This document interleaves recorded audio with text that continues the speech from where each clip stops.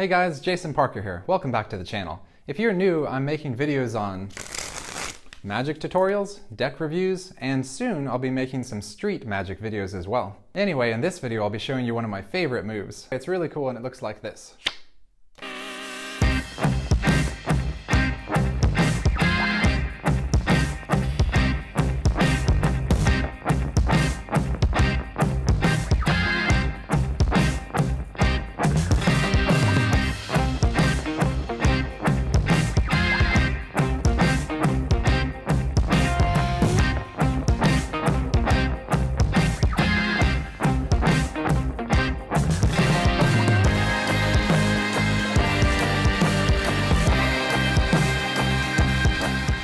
I personally think this is the best way to shoot a card out of the deck. The other most well-known option is called the long distance spinner, but I consider the method I'm going to show you here superior for a number of reasons. Number 1, this method is much easier. Number 2, this method works for everyone. The long distance spinner only works for people whose fingertips are round enough. Number 3, this method works whether or not you have dry hands, which is an issue for some people. As I'll show you later, you have two options. You can use your fingernail or the skin of your fingertip. The choice is yours. And number 4, it's just more natural looking. Your fingers end up in a position more like this instead of a position like this.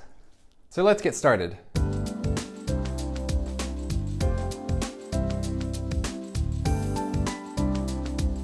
First, the position of the fingers. You're holding the deck like normal, and your other hand comes over and takes it between the thumb and the middle finger, just like this.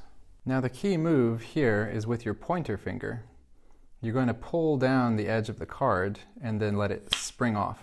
You have two options here. You can use either the tip of your fingernail, as I do, to grab just one card, or if you prefer, you can actually contact with the skin of your fingertip and pull down the card. I don't do that because of the shape of my fingertip. It's much easier to use my fingernail. So you should try both and see which one is easier for you. With the fingernail option, it's important to develop a feel so you're only pulling a single card instead of two. If you're having difficulty with this, try beveling the cards at different angles. If you bevel it this way, it's easier for your finger just to grab one. Also try cutting your fingernail at different lengths. For me, it doesn't really seem to matter, but I guess if your fingernail was too short, you wouldn't be able to grab just a single card. So let's talk more about shooting that card off the top. An important tip is that you want the cards to have a slight bend, like this. The reason is that so when you pull down here, the card knows immediately which way to bend. It's not confused if it should bend this way or that way, like it just knows to go this way. So for this reason, I recommend you give the cards a slight bend ahead of time. You can either shoot the cards, that usually gives them enough of a bend, or you could literally just give them a little bend like that. So the mechanics of this move, when you're pulling down here, you're creating tension, and then when you pull down far enough, the card slips off your fingernail and rotates, spinning off into the air. That's basically how it works. I'm just pulling down, and I let the card slip right off the tip of my fingernail. Let's take a look in slow motion and see what's happening.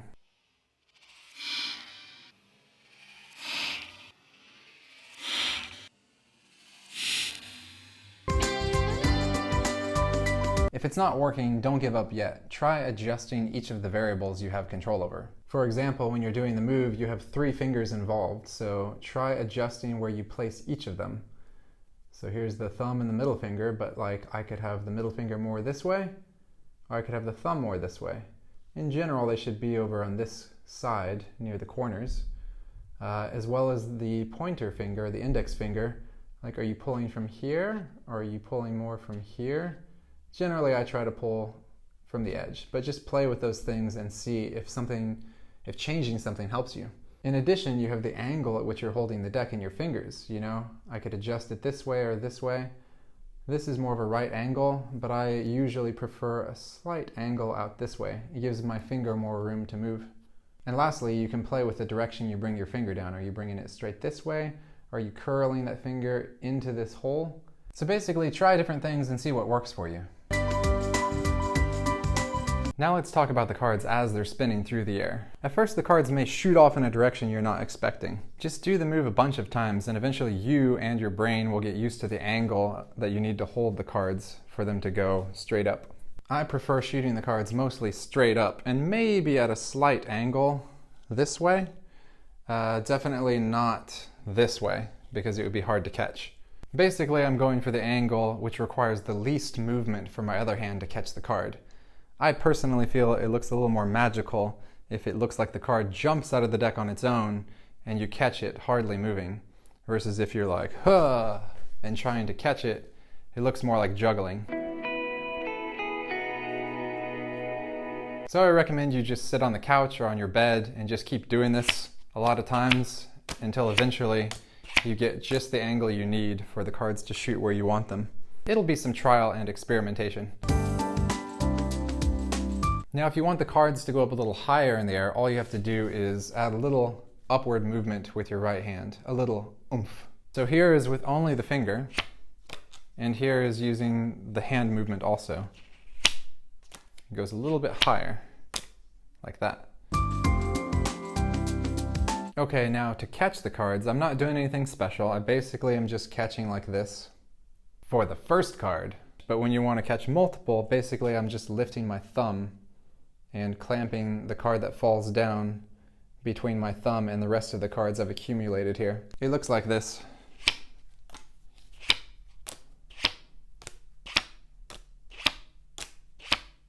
The cool thing about this move is because your shooting hand is stationary, the cards will continue to fall in almost exactly the same spot, so you can shoot multiple of them and just catch them one after another. You shouldn't have to move your catching hand much.